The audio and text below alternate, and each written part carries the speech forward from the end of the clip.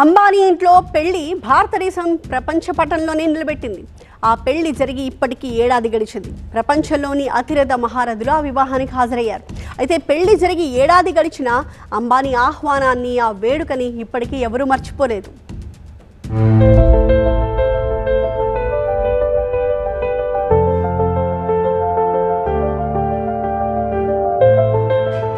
వేదాలకు నిలయమైన భారతదేశంలో వివాహానికి ఉన్న ప్రాముఖ్యత తలమానికమైనది. భారతీయ సాంప్రదాయాల్లో వివాహాన్ని అతిపెద్ద పండుగగా జరుపుకునే ఆచారం సనాతనంగా వచ్చేదే. అలాంటి వివాహమే ఇది. ఆ తంతు చూడ్డానికి 1000 కళ్ళు చాలలేదన్నారప్పుడు. ఆ భూలోక వైభవం జరిగి ఏడాదయ్యింది. భారతదేశ వివాహాన్ని గ్లోబల్ మ్యాప్ పై ఉంచిన సాంప్రదాయ వేడుక అది. అదే అనంత్ అంబానీ, రాధికా మర్చెంట్ల కలయిక.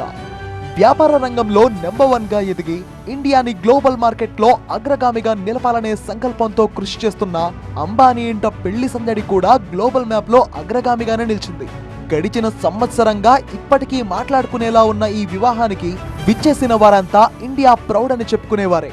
మన దేశ సంస్కృతి సాంప్రదాయాన్ని అడుగడుగునా కాపాడే ఆధ్యాత్మికవేత్తలు, పూజ్య గురూజీల దీవెనలు ఒకవైపు, పాన్ ఇండియా గర్వపడే అతిరథ మహారథులు, సినీ రాజకీయ ప్రముఖులు ఓవైపు. ఏ వైపు చూసినా లెజెండ్స్ తో కలకల్లాడిన వైభవోపేతమైన సందడది.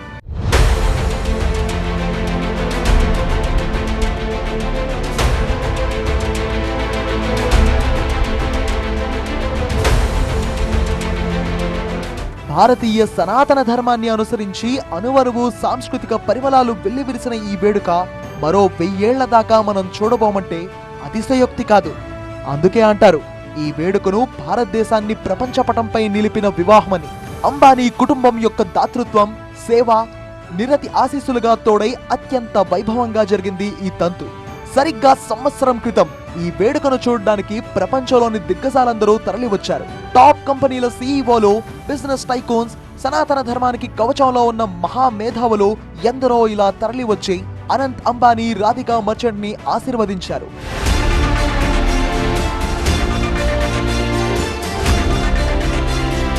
పెళ్లి తంతుకే నూతన పవిత్రతను, శోభను అందించిన అరుదైన వైభోగం అది. ప్రపంచమే వేదికగా గ్లోబల్ లీడర్స్ అతిథులుగా హాజరైన అద్భుత ఘట్టం అది. వివిధ దేశాల మాజీ ప్రధానమంత్రులు, వివిధ ఆధ్యాత్మిక పీఠాధిపతులు, సిల్వర్ స్క్రీన్ రారాజులు, గాత్రంతో శిఖరాలను అందుకున్న గాయనీ గాయకులు, మరెందరో మల్టీ మిలీనియర్స్ ఉన్న ఈ హల్దీ సంప్రదాయంతో మంత్రాల నడుమ భారతీయతను అడుగడుగునా నింపుకున్న వేడుకది.